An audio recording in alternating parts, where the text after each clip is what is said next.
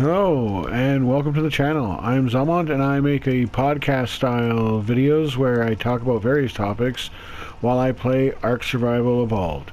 I release a weekly episode. If you're interested where we are game-wise, I suggest you check out my earlier video, episode 4, What Are We Doing? I do a recap of where I am more or less in the game.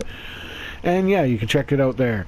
Today we're doing episode 6, Gratitude, where I'm going to be going into personal stories of mine about gratitude and perspective and why gratitude is so important, and especially to perspective. And don't forget, if you're enjoying the content, to like, share, and subscribe for more content. And as always, comment below and let me know what you think. Now, gratitude. Why gratitude? Well, because, it's gratitude is the secret there. It's the secret sauce in the mix, okay? I mean, the main reason why I feel a person should actually care what a person like me has to say is that I might not have everything, but I am genuinely happy and joyful in my everyday life. Even with the ups and downs of life, I'm still genuinely happy. It isn't that the problems in life just suddenly stopped, that life decided it was going to start pulling punches on me. It's just that I learned the power of perspective, and thereby also the power that of gratitude. I mean, I ain't famous. I don't have a lot of money. I'm not in the greatest shape, but I am happy. And really happy. And then, it's not by accident or external forces that determine that. And that's kind of why I want to talk about gratitude. It's such a simple and yet truly transformative concept,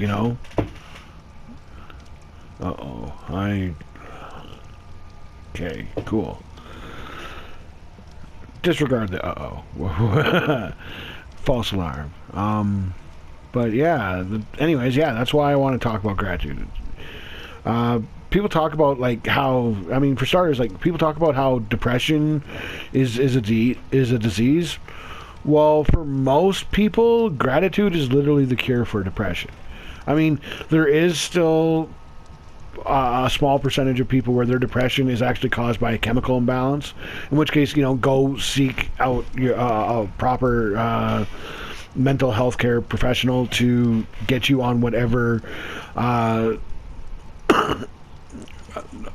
treatment you need. But for most people, depression is the cure to depression is just gratitude. It's being grateful for the little things in life that you do have.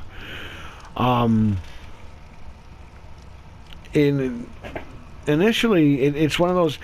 Initially, it can be hard to come up with reasons of why you should be grateful, but it's kind of like a muscle.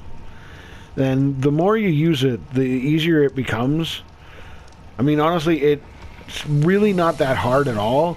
But when you are in those dark places, it can seem like it's really hard to come up with just even the littlest thing. But it's like a muscle, and the more you do it, the easier it's going to become. Having gratitude, it forces a perspective change.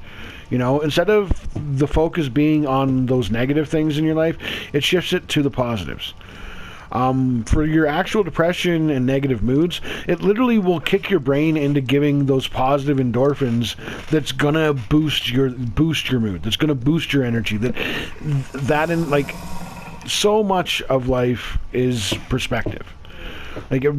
So much of it comes down fully on to perspective.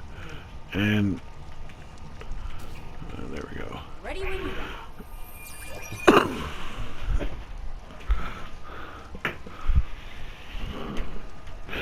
Little one's sneaking in. She already caused a false start earlier, so. But yeah, perspective is really the secret to everything. Look at who commits suicide. when you actually look at the demographics of the people that commit suicide, the people that are actually committing suicide aren't the people in the worst states. Honestly, it isn't the people in the worst possible circumstances. It's the people in the best who end up having a hiccup in life, essentially. You know what I mean? Like, it's because it's about perspective, right? It's all about perspective. So I mean, you can have everything, and you can, from outward perspectives, look like you have everything in life, but if you aren't happy with yourself, if you're not happy with the people around you, it don't matter how much money you have. It doesn't matter whether you need to struggle for food or, you need to struggle. You're struggling for the biggest thing in life. You're struggling for purpose. But yeah, perspective, it changes all that. Like, and right within the human brain itself, it having that switch from focusing on the negative to focusing on the positive will instantly make you feel better. Like, just instantly, you will feel better. But even outwardly from that, like, because you feel better, you're going to react more positively to things. When you react more positively, other people react more positively to you. People reacting more positively to you creates more opportunities for you, which creates more opportunities for you to be happy and in a positive mood, and on and so forth. But it also works the other way around when you go to the negative. But gratitude is the switch to, when you're in that negative, when you're focused, gratitude is the switch. When you're like, I wish there was just a switch to turn. Gratitude, my friend. Gratitude is the switch. It will make everything so much better. How much time are we at? This is pretty well all that I've kind of written up to at this point. I got distracted from stuff. Well, life, right? I'm like, I have a full-time gig, and like I'm a cook from day to day, and yeah, I work as much as I can, and then I have my family, and I have one old friend. He was a coworker that I used to work with years ago. He's trying to connect with me again, and I'm feeling bad because I do want to connect, but I don't have time. This little bit that I do here, this is my relaxation. This is my me time, and I barely have time for this. So, and at times I feel guilty about this. Like I say, like, my little one wants to come in here and pester me right now. Over anything in particular? No, she just wants dad. So even for just making a little half-hour video, like, it's hard to find the time. Especially for me, my real purpose in life, the thing that drives me, is being a father. And I'm lucky that it is something so simple in life. I really hope other people can, when they're looking for that purpose, they're able to find something simple like that. Because I feel so fulfilled from just being a dad. And I mean, being a good dad, it's not difficult. It's not a hard thing. It's just be there for your kids. Think about your kids. I don't know. I guess it's hard for some people, but it really isn't for me. Like, it really isn't. It's the most natural thing in the world. Like, literally. But I mean, I am, like, even that is one, because when you grow up and whatnot, you go through phases in life where you have various dreams, right? And being a father is my one childhood dream that was never given up, that I truly fulfilled, and like, it was a legitimate dream of mine. I wanted to be a dad. I wanted to be the dad that my dad wasn't. And like I've said before, like, there is no offense to my actual dad. I've long forgiven, but that was the driving thing when I was a kid. I dreamt of being the dad my dad never was. I would be there for my kids. I'd be there for that first step. I'd be there for that sports game. I'd be there for, that recital. I would be there. And I have been. Now my eldest is entering the teenage years, and so now I'm starting to pull back a bit. But it's still very much the drive thing, the thing that makes me work so hard at work and be such a good worker at work is being a dad. I'm not, while I am friendly at work, I'm not at work to make friends. I'm at work to make money. And I'm so, like, me, when I'm at work, I'm putting in time. Like, it's really a time thing. And I'm keeping myself busy because me being busy makes the time go by faster. And then even there, a lot of the stuff that I'm doing to keep myself busy, it's all within, it's all self-interest. It's all selfish. Like, I'm not going to lie about it. It's all self-motivated. I'm going in, and the first thing I'm doing, I'm checking my line, I'm stocking everything. Why? Because I don't want to be caught flat-footed, and so it's for me. But hey, that's taking time, and because I'm focused on actually doing a project and not on the time actually goes by fast. Once again, the power of perspective. Where the perspective is, if your perspective is on the time, that's when time drags. Even when you are doing stuff like for example, when you have a dead day and you're looking to try and pass the time, so you're looking for those cleaning jobs, and yet it doesn't, the time still drags on. You still keep looking at the time every 5 minutes. You're like, why is it I am working. Well, because even though you're working, your focus isn't on getting that job done.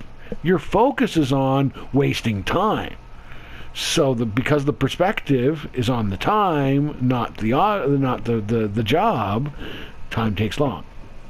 So yeah, and because I understand that, like, I focus on and so, like, I'm in a lot of ways a dream employee for a lot of employers, because yeah, like, I'm go the whole time I'm there.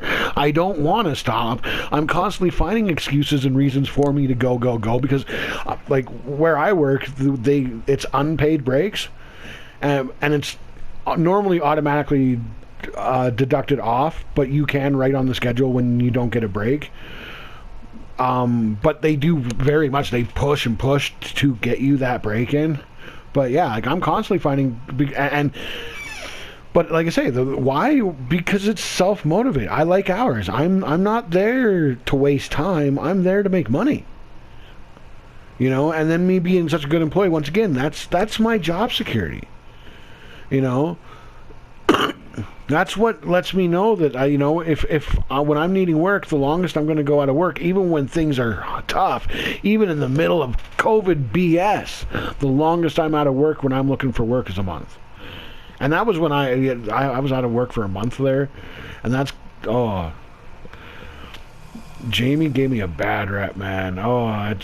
She fired me at the wrong time, and I didn't have people in place around to verify for me. Like, the people that could verify weren't around to verify for me. So, like, I looked bad, even though I was, like, still the same awesome employee I am. Like I say, I don't. But yeah, it is self-motivated. But and I say that, but it isn't that I don't think of others. I don't place others. I do, very much. But yeah, at the end of the day, I would say for a lot of what I do, it's self-motivated, man. And that's the way I think it should be. You do self, then family, then friends, then outer community. And I think that focus keeps things in proper perspective. That allows a person to move forward. It allows a person to keep positive. And because the thing is when you are that person, and because I have been, at times in my life, I have been that self-giving person.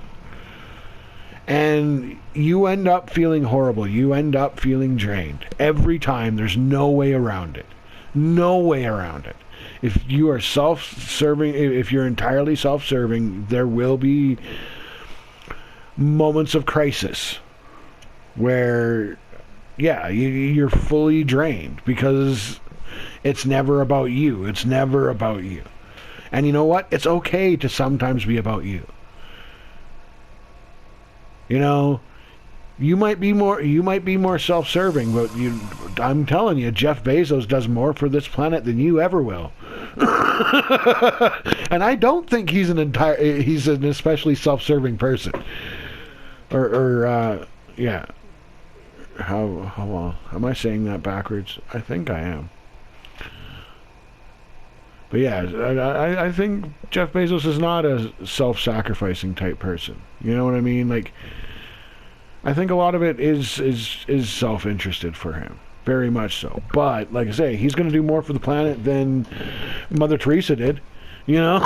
Like, legit. Like, I don't know. There's you got to care about yourself so that you can help others. And the more local you are, the more helpful you are. Honestly. Because it allows you more forward momentum that helps you continue to lift and lift and lift, right? It allows a tent. It allows a pyramid. But you have to care about you to get it going. And that's, who cares if Jeff Bezos is making so much more? What matters is how well are the poor doing. And you know what? Here in Canada and the States, the poor are doing tremendously amazing. Like, we like to try and make the people who don't know, who've never seen poverty. Look, the places where poverty is actually bad, I'm going to be honest with you, the places where poverty is actually bad, it's not the poverty. It's the drugs. It's the drug addictions. It's the mental illness. Those are the issues. And when it comes to the drug issue, they do it to themselves, and you can't stop it. Okay, you can't. I've been there, I've tried it. You can't stop it. A drug addict has to be willing to come out themselves, and they have to be able to see a rock bottom to wake them up to come out. It's an unfortunate reality. And yes, you're going to have some fall through the cracks. But no matter what you do, you're going to have some fall through the cracks. Like, you working harder isn't producing more results. It's not. It's just costing more money. It's costing you more stress, you know, like, and I, you know, like I say, like, I have really seen that. My best friend was brutally murdered over a drug-fueled dispute. You know, like, I have family members who have died to drug complications. Like, I have seen that. And yeah, like, they need to hit rock bottom. It's the only way for them to come out. And you know what? Some don't come out. Some don't make it. And that's not any of our fault. That's their fault. And you can't save somebody from themselves. Only they can. It's one of those bitter pills to swallow in life, you know. You wish you could save everyone, but you can't save everyone. It's up to people to save themselves. But you can give people the tools. And the tool to your darkest moments is gratitude. And, you know, just the will to keep going. And that's one thing that I have said before. You know, I hate spite. And hate is a strong word, and I do mean that I hate spite. Spite, I think, is the worst reason in the world to do anything. I don't think there's anything in the world that spite is the right reason for it. Spite is the worst reason in the world for anything. But if you have nothing else to keep you going, you know what? And spite will give you the will to keep that foot put in front of the next foot. Yeah, spite, whatever you got to do to get through the day, my friend. It's always darkest before the dawn. Just keep going. And gratitude. Like I'm telling you, I've seen the worst, and I come out of it, man. Like my life is, I love it. I love my life. Don't get me wrong. I could use more money. I could use a better house. I could use a bigger property. I want, like everyone else on the planet. But I have what I need. I have a roof over my head. I have clothes on my back. I have food on my table. And of a better quality than what I grew up with. I'm grateful. I'm grateful that I grew up in a Western democracy, even if I am not proud of my government's current stances. And in those regards, there are times where I really am lost when it comes to, especially politics in Canada. I don't know what a person is supposed to do.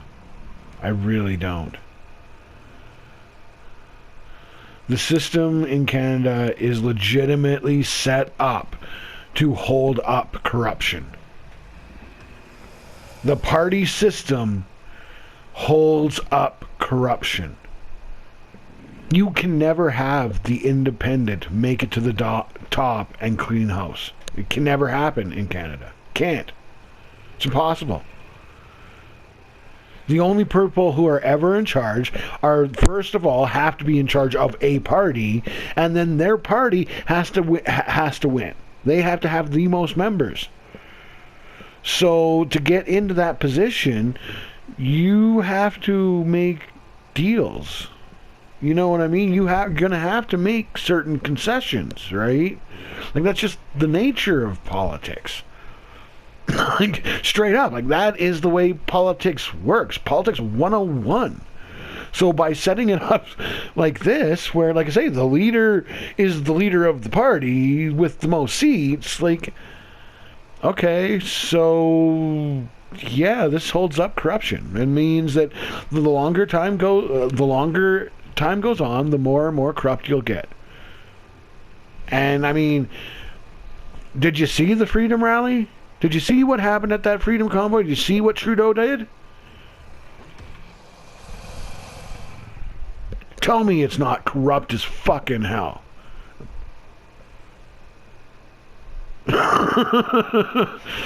Tell me.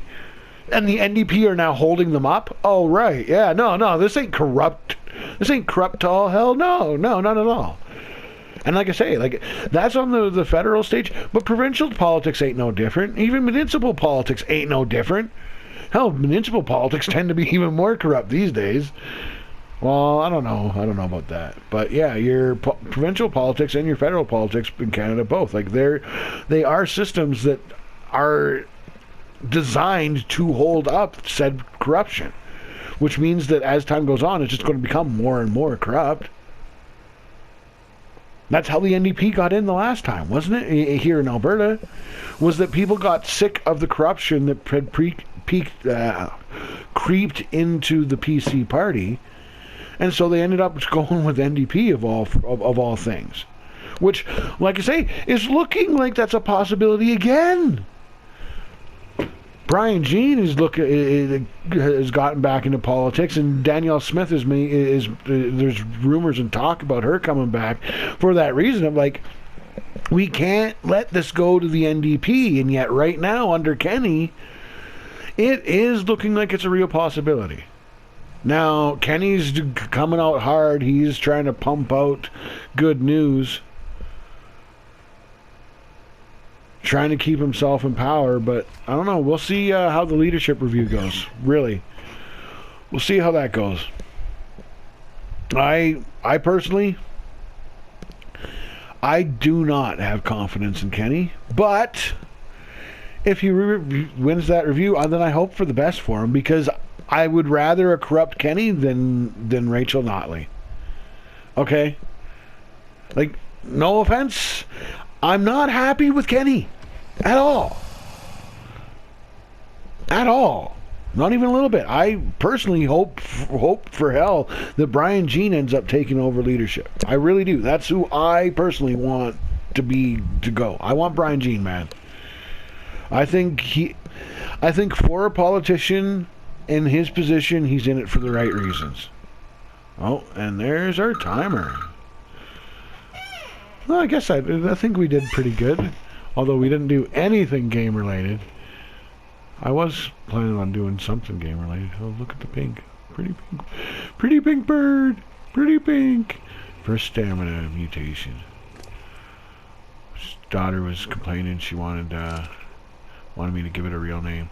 But it's a breeder, and my breeders I name based on what they are to me, and that's the stamina mutation, so S, and it's the first mutation, so 1.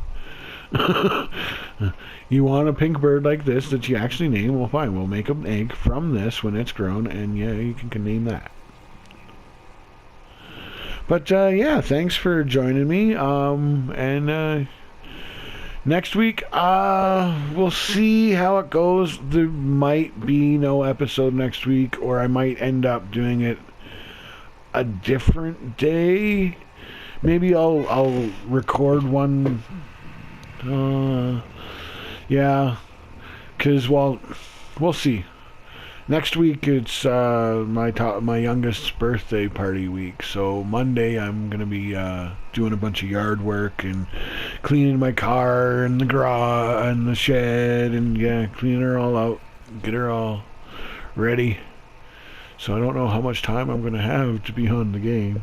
Definitely, next week's episode most likely will be completely unplanned for that, but I think we'll have stuff to show at any rate, so I think it should be fine to do just a fully unplanned one. The whole island base should be fully up and operational by then, and yeah, alright. But yeah, thanks for joining. Don't forget to like, subscribe, share, and comment. Let me know what you thought. See you next week. Bye.